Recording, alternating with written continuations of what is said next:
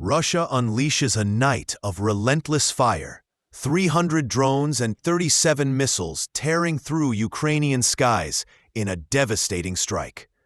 What does this mean for the future of the war? The relentless tension on the Russia-Ukraine front reaches a new crescendo overnight. Hours before dawn, Russian forces launched a massive coordinated attack, unveiling a staggering arsenal. Some 300 drones swarming Ukrainian airspace, and 37 precision-guided missiles hammering critical infrastructure. This overwhelming blow isn't just about damage, it's an unmistakable signal shaping the war's deadly trajectory. At the stroke of midnight, Ukrainian air defense radar systems flickered to life as hundreds of small, low-flying drones swarmed in complex patterns.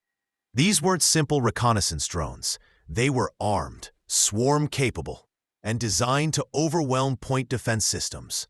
The drones, likely upgraded Orion and four-post models retrofitted for kamikaze-style strikes, moved like dark clouds toward power grids, communication hubs, and ammunition depots.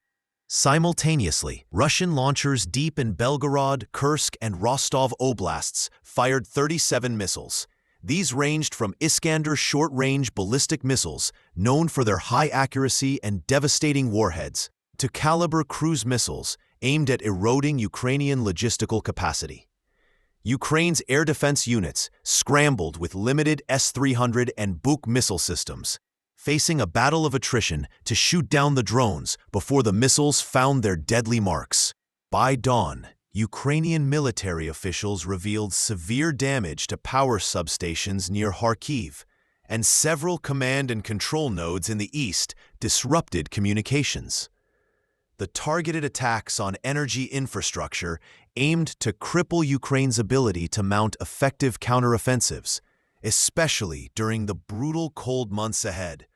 Russia's deployment of 300 drones simultaneously was unprecedented in scale. The tactic, saturating air defenses with a flood of small, low-signature UAVs, enables follow-up missile strikes with reduced interception rates. This combined arms approach is something Western analysts warn could become a standard Russian playbook going forward. Politically, the strikes come as Moscow faces mounting international sanctions and increasing military aid to Kyiv from NATO. The Kremlin appears determined to up the ante, leveraging technological advances in unmanned systems to circumvent Ukraine's growing air defense network. Ukrainian forces quickly adapted. Special electronic warfare units deployed new jamming and hacking techniques aimed at disrupting drone swarms. Reports suggest several Russian drones were hijacked mid-flight, turning them into improvised reconnaissance tools for Ukraine. Meanwhile, Kyiv intensified its counter-battery fire, targeting missile launch sites around the border regions with long-range artillery and HIMARS rocket strikes supplied by the U.S. The stakes are clear: neutralize Russia's launch capability before the next salvo.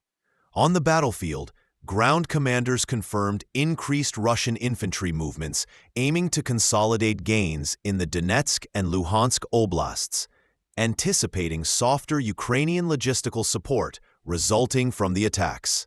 As news of the attacks spread, NATO held emergency talks evaluating additional support packages to Ukraine. The sophisticated drone swarms highlight Russia's evolving asymmetric warfare strategies, pressing NATO nations to supply more advanced air defense solutions, radar networks, infrared detection systems, and counter-drone interceptors. Moscow, on the other hand, framed the strikes as precision tactical operations against legitimate military targets, dismissing Western criticism as propaganda. However, intelligence leaks hint that the Kremlin is using this operation as a testbed to refine swarm tactics for future conflicts, possibly on European soil. This operation underscores a fundamental shift in modern combat: the use of cheap, expendable drone swarms to saturate defenses and deliver cyber-physical blows. Unlike traditional air superiority, drone swarms rely on quantity and networked coordination, complicating conventional missile defense paradigms. Russia's drone strike involved 3 critical phases. Phase 1, swarm saturation. Drones overwhelm radar and shoot down systems, forcing expensive interceptor missile use. Phase 2, precision missile strike. Iskander and Caliber missiles exploit air defense gaps created by the drone deluge. Phase 3, electronic warfare. Jamming Ukrainian communications and radar to prevent coordinated defense response.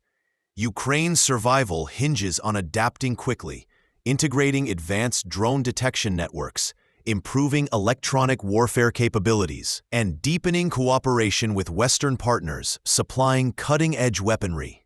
The scale and sophistication of this attack represent a new level in the Russia-Ukraine war's intensity. The Kremlin's use of drones en masse signals a pragmatic embrace of hybrid warfare, blending kinetic and cyber domains. For Ukraine, resilience hinges on disruption of Russia's attack cycles and maintaining civilian infrastructure amid relentless bombardments. For the world, it's a sobering reminder. Warfare is evolving rapidly, and the lessons learned here may shape military doctrine globally. What will Kiev do next to counter this unprecedented wave of technology-driven attacks? Will drone swarms become the new norm in modern warfare?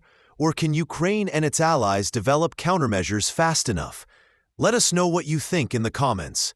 How will this seismic shift in conflict dynamics shape the future of the Russia-Ukraine war and global military strategy?